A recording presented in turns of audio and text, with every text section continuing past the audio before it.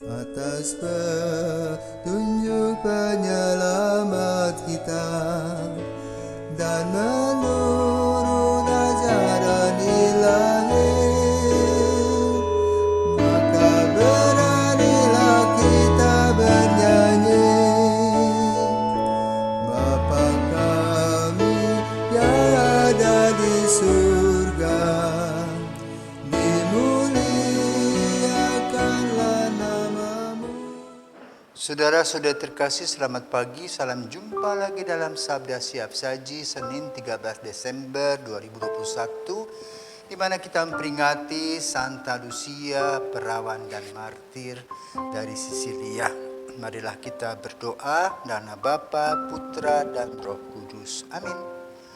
Tuhan, kemuliaan para martir, dengarkanlah kami kiranya berkat bantuan Santa Lucia, perawan dan martirmu. Semoga kemuliaannya yang kami peringati di dunia kelak kami saksikan di surga.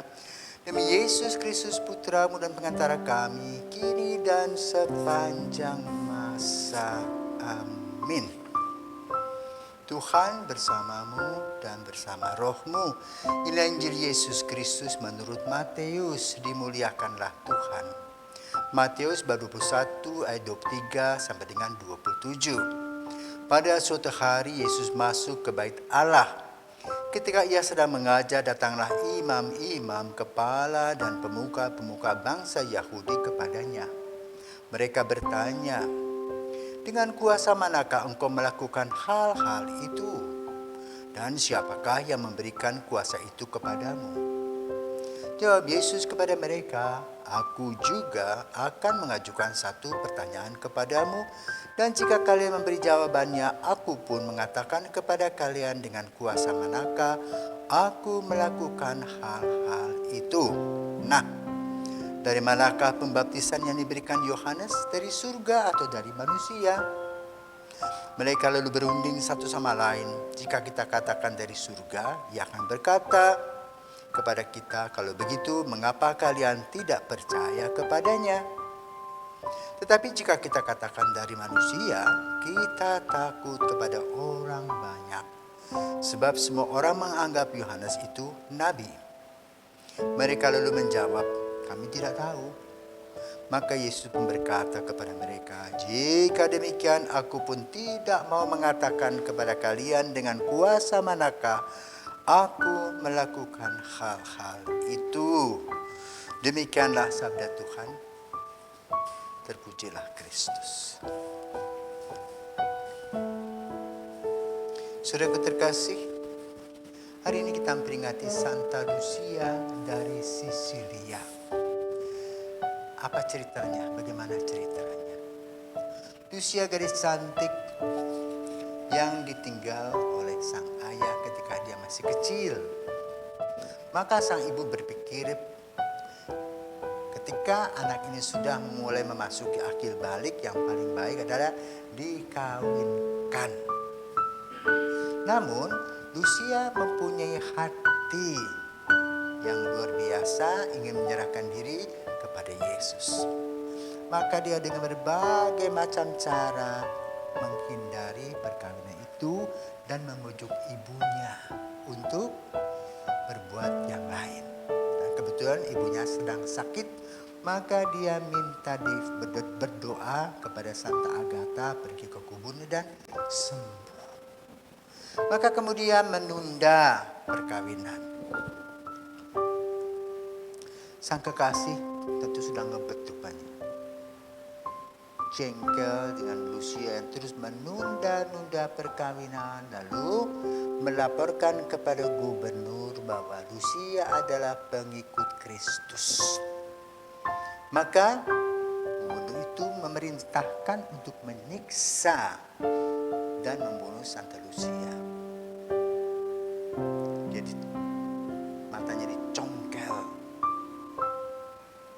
kemudian dia dibakar dalam api yang bernyala-nyala. Namun sungguh ajaib, Lucia sama sekali tidak merasa kepanasan dalam perapian itu. Karena itu seorang algojo menghunus pedangnya untuk perawan suci ini sampai meninggal. Lucia menjadi martir bagi Yesus pada tahun 304. Maka namanya tercantum dalam kanon misa. Inilah Santa Lucia, seorang martir. Injil hari ini mengajak kita untuk berefleksi.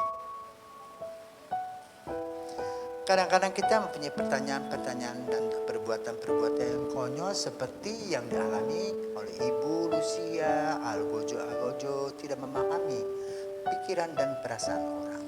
Demikian pula orang-orang di sekitar Yesus mulai bertanya tentang kiprah Yesus. Bagi Yesus, yang penting adalah engkau percaya atau tidak. Tidak usah dari mana sumbernya. Kenapa? Yesus mulai membuka pelan-pelan apa yang menjadi tugas mulianya, yaitu penebusan. Dan kalau diceritakan pasti orang tidak paham, karena dia akan dibunuh, disalibkan. Dan orang berpikir tidak mungkin karena Yesus bekerja sebagai orang yang menyembuhkan orang-orang yang berpenyakit. Orang buta, orang timpang disembuhkan. Maka Yesus bertanya kembali kepada orang yang bertanya tentang Yohanes Pembaptis. Apakah dari surga atau dari manusia? Karena itu mereka pikir kalau dikatakan dari surga, kenapa kamu tidak percaya? Tapi kalau kepada manusia, mengapa kamu juga tidak percaya kepada dia? Cuek-cuek bebek. Ya?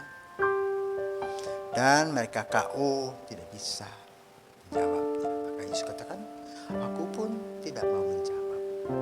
Karena itu saudara terkasih, apa sih makna dari Injil hari ini? Kadang-kadang dalam hidup kita ada hal-hal yang orang tidak perlu tahu. Namun orang mau tahu. Apalagi pada masa sekarang ini gadget ini viral. Apapun orang-orang terkenal dimasukkan. Yang tidak penting tidak perlu. Maka kita juga harus menjaga privasi orang. Privasi orang biarlah mereka menikmatinya. Inilah yang ingin diharapkan dari Injil. Jaga privasi orang. Karena privasi kita pun juga tidak mau diganggu oleh orang lain. Kesan inilah Injil pada hari ini. Semoga Tuhan memberkati.